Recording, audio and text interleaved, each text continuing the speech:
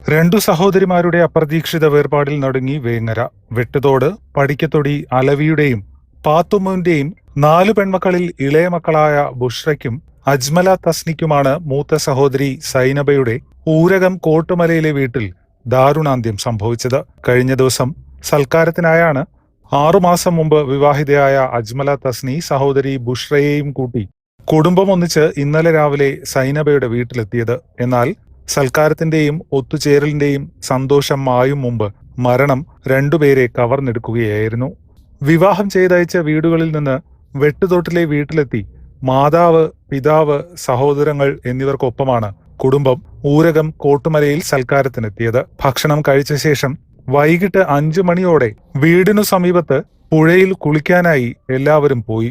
കടലുണ്ടിപ്പുഴയിലെ കോട്ടുമല കാങ്കരക്കടവിൽ ഇറങ്ങിയ ഇവരുടെ പരിചയക്കുറവാണ് വിനയായത്. ശക്തമായ അടിയൊഴുക്കും ചുഴികളുമുള്ള പ്രദേശത്ത് പരിസരത്തെ കുടുംബങ്ങൾ ഒന്നിച്ചു കുളിക്കാൻ എത്തിയതിനാൽ സമീപത്തുള്ളവരും വേണ്ടത്ര ശ്രദ്ധിച്ചിരുന്നില്ല.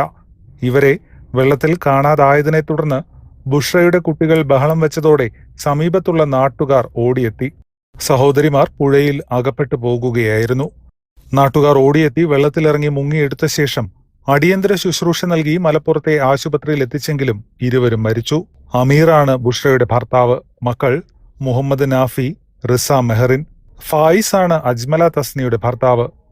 6 മാസം മുമ്പായിരുന്നു അജ്മല തസ്നിയുടെ വിവാഹം. കുഴിപ്പുറം, വലിയോറ, ചിനക്കൽ ജുമാ മസ്ജിദുകളിൽ ഖബറടക്കം. സഹോദരങ്ങൾ സൈനബ, റുഖിയ, ബഷീർ, സൽമാൻ.